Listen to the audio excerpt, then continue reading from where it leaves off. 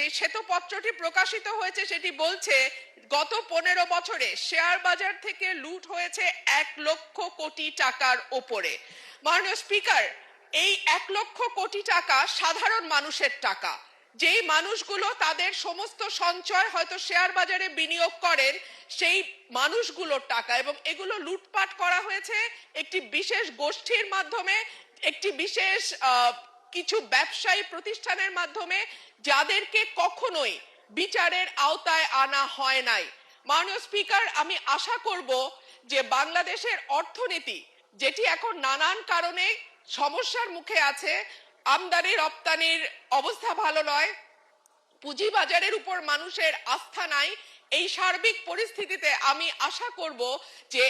মাননীয় অর্থমন্ত্রী বাংলাদেশের শেয়ার বাজার লুটপাটের সঙ্গে যারা জড়িত তাদেরকে যেমন জবাবদিহিতার আওতায় আনবেন,